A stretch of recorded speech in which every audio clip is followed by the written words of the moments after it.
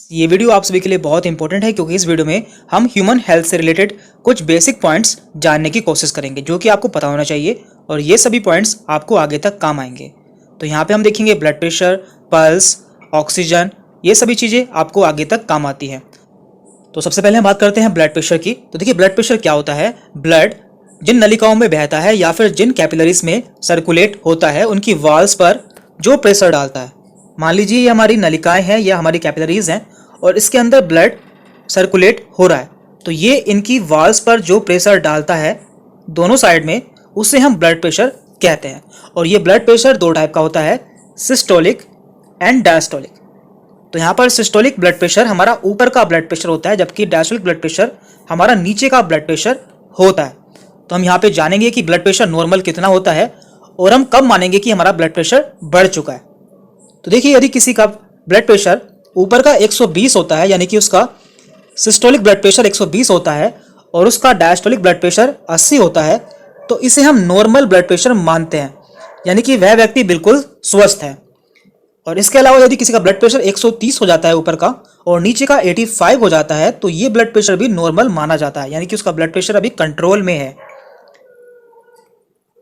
और इसके अलावा यदि किसी का ब्लड प्रेशर 140 ऊपर का होता है और नीचे का या फिर 90 हो जाता है, यानी कि यदि ऊपर का 140 हो या फिर नीचे का 90 हो, तो इसे हम थोड़ा सा बढ़ा हुआ ब्लड प्रेशर मानते हैं।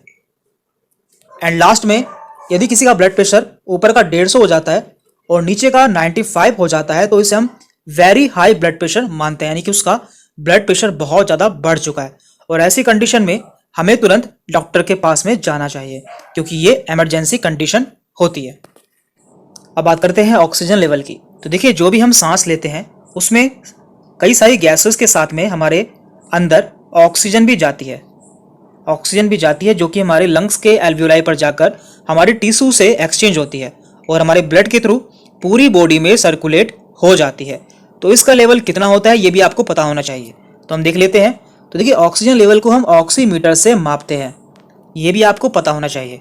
और यदि किसी का ऑक्सीजन लेवल 94 है या 94 से ज़्यादा है, तो वो व्यक्ति बिल्कुल सामान्य है, यानी कि उसका ऑक्सीजन लेवल बिल्कुल नॉर्मल है। और यदि किसी का ऑक्सीजन लेवल 95 से 100 के बीच में आता है, तो उसका ऑक्सीजन लेवल काफ़ी अच्छा है। अब बात करते हैं कि हम इसे कम कब मानेंगे।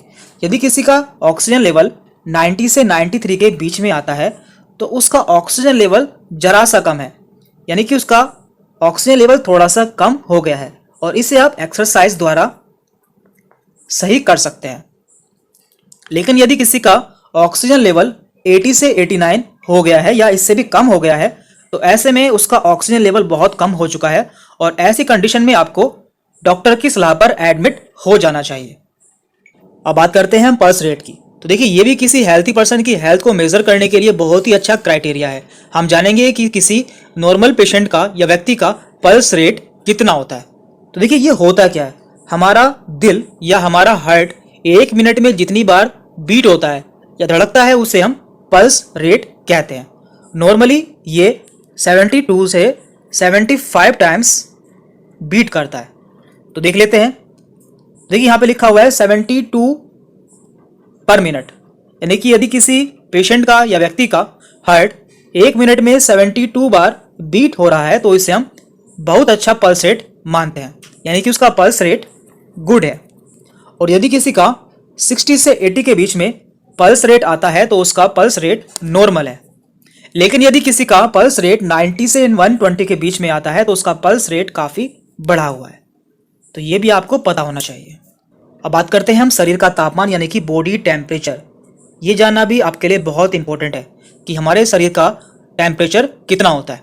तो देखिए इसे हम थर्मामीटर से चेक करते हैं और यदि किसी का बॉडी टेम्परेचर 92 से 98.6 के बीच में आता है, तो उसे बुखार नहीं है, यानी कि उसका नॉर्मल बॉडी टेम्परेचर है।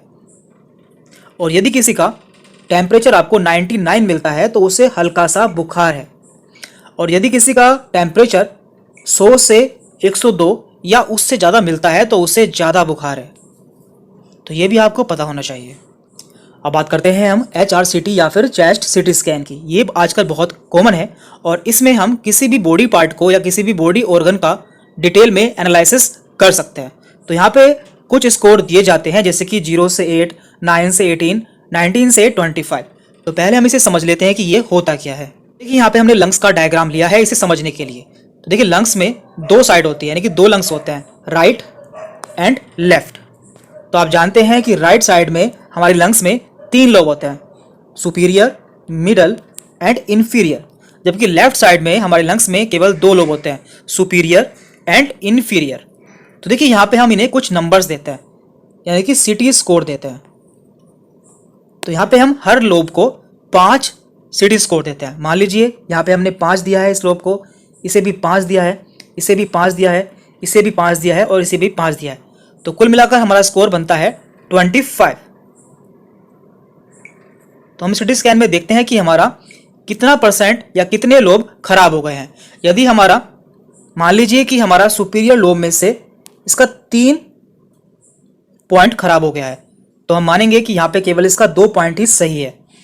और मान लीजिए कि यहाँ से हमारा 1 पॉइंट खराब हो गया है, तो यहाँ पे हमारा केवल 4 पॉइंट ही सही है। तो इस तरह से हमारा स्कोर बैठेगा, यहाँ का 5, यहाँ का 5 एंड यहाँ का 5, 15, 15 और 4 19, 19 एंड 2 21, यानी कि हमारा 25 में से 21 स्कोर आएगा।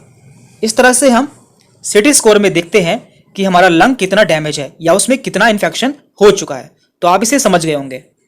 तो वापस से आते हैं अपनी स्लाइड पर। तो देखिए यहाँ पे दिया हुआ है, यदि किसी का HRCT यानी कि high resolution computer tomography score 0 से 8 के बीच में आता है, तो उसे माइल्ड इन्फेक्शन है, यानी कि उसे हल्का इन्फेक्शन है या उसे अभी इन्फेक्शन की शुरुआत हुई है। और यदि किसी का HRCT स्कोर 9 से 18 के बीच में आया है, तो उसे मॉडरेट इन्फेक्शन है। और यदि किसी का HRCT स्कोर 19 से 25 के बीच में आया है, तो उसे सीवियर इन्फेक्शन है, यानी कि उसे काफी गंभीर इन्फेक्शन हो चुका है। तो इससे आप जान सकते हैं कि किसी को कितना इन्फेक्शन हुआ है उसके लंग्स में।